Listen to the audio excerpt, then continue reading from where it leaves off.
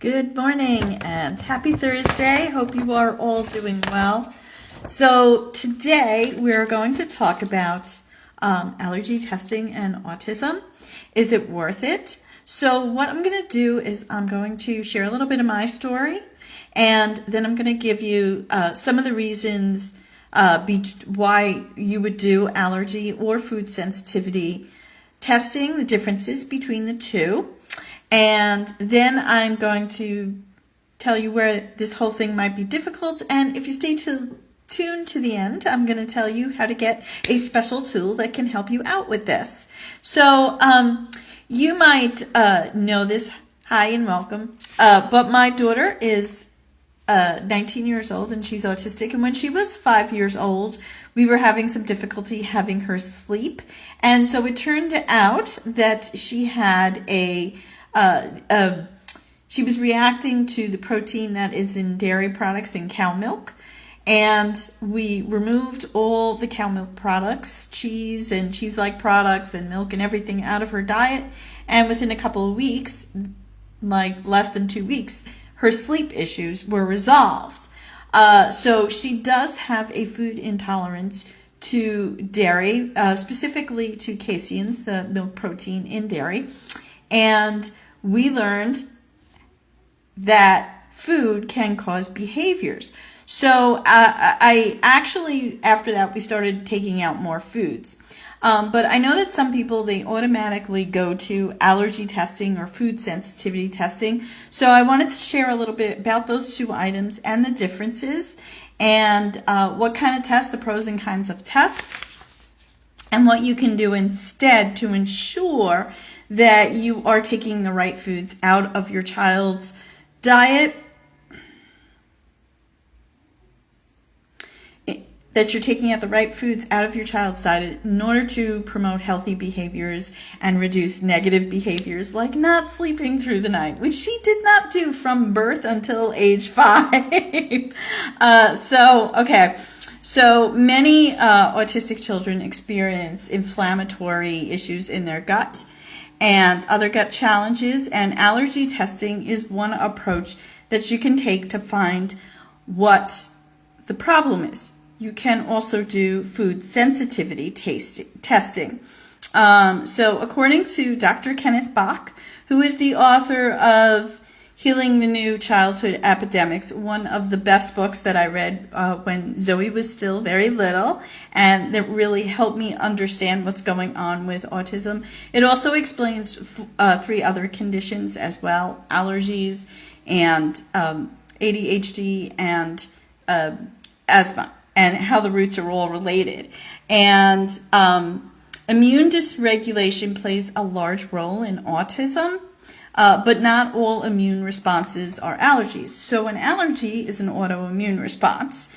So, and so are other issues. A lot of people think that autism itself is an autoimmune issue, specifically Dr. Bach, but other people as well. So many tests, such as IgG panels, show what's going on with the food. So you need to understand there's a difference between an allergy and a sensitivity.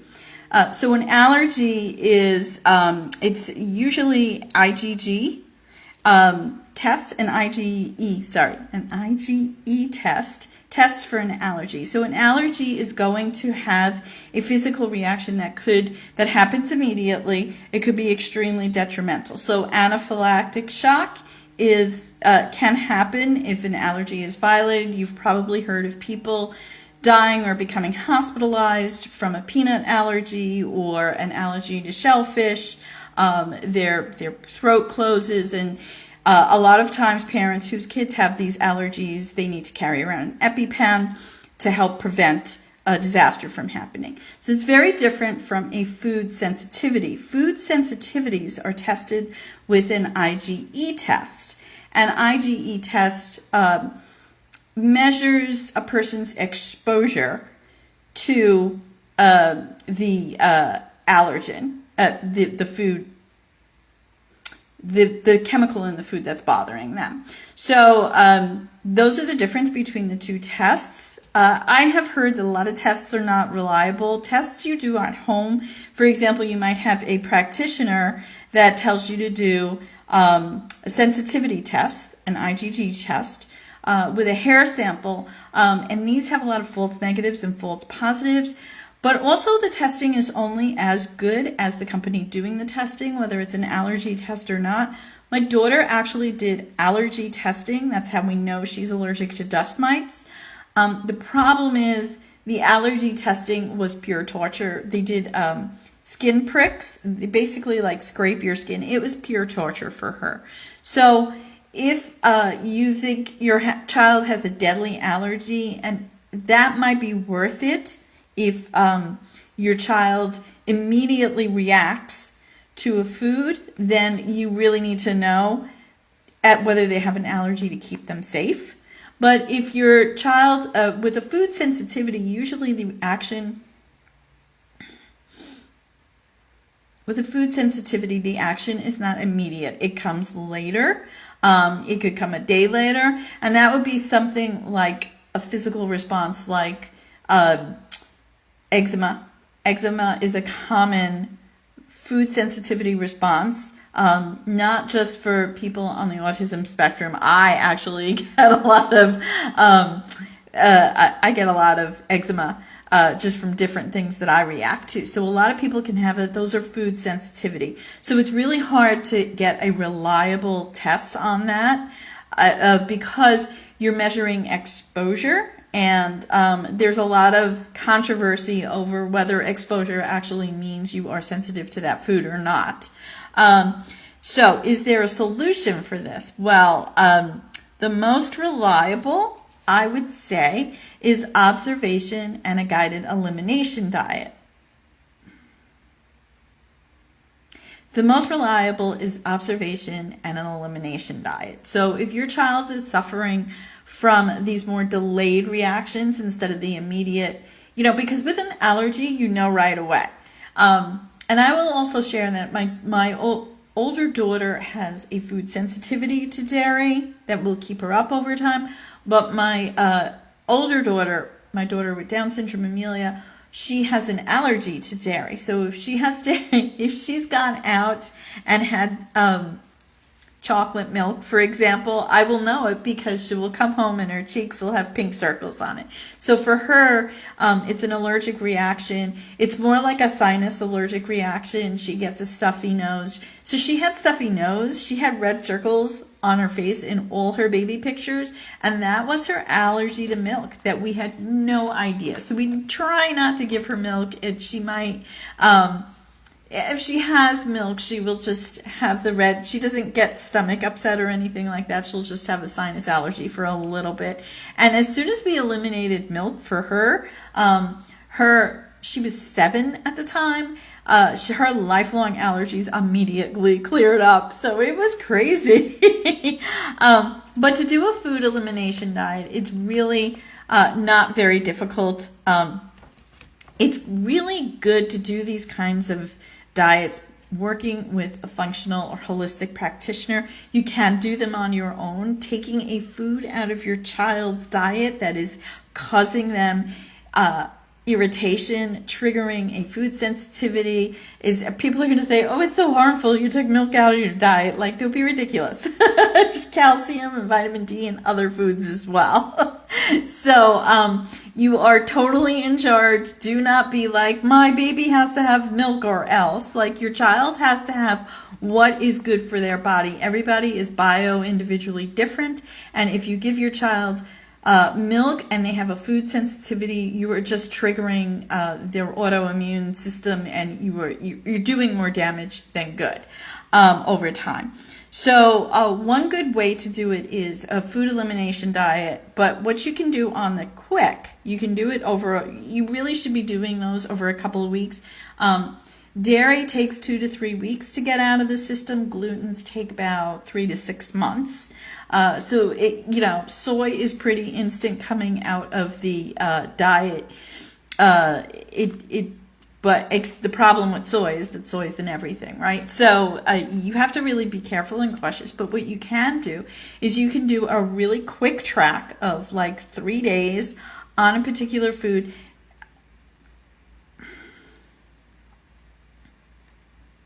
On a particular food and see if you have behavioral improvement.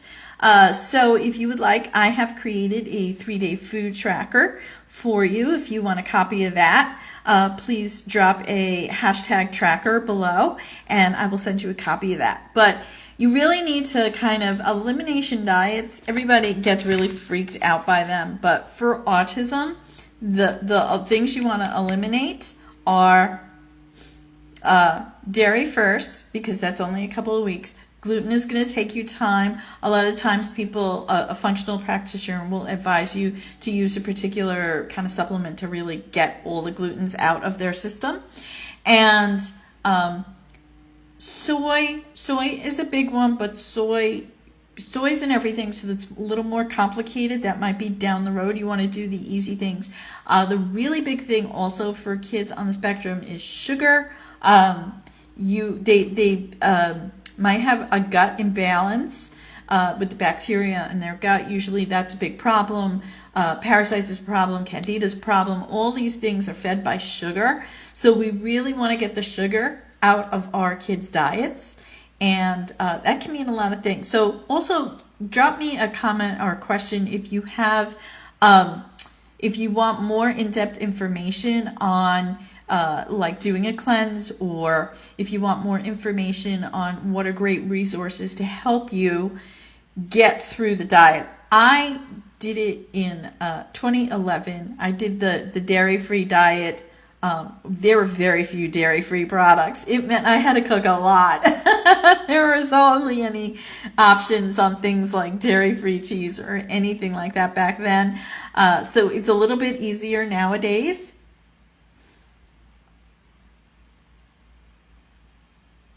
So a little bit easier nowadays. So where you might get stuck with this process is that you want to answers now and you feel overwhelmed and you're afraid of making things worse by removing too many foods. The real truth is that if your child has a food sensitivity, if their gut is out of balance, if they have autoimmune issues, they're probably not getting the nutrients, the value out of the nutrients that you are giving them now.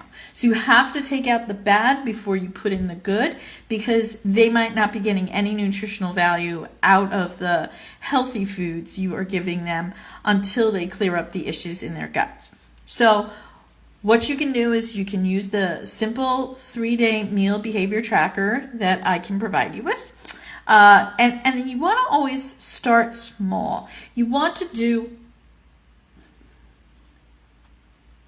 always start small. You want to remove one food at a time. And I say this because we removed dairy. We had those we have never had those magnificent results as we had then. But when we removed dairy, it went a long way. It totally changed our lives. It totally changed our family.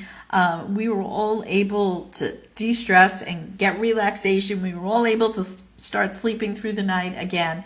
And it convinced my husband, who is very leery of things, that this stuff works.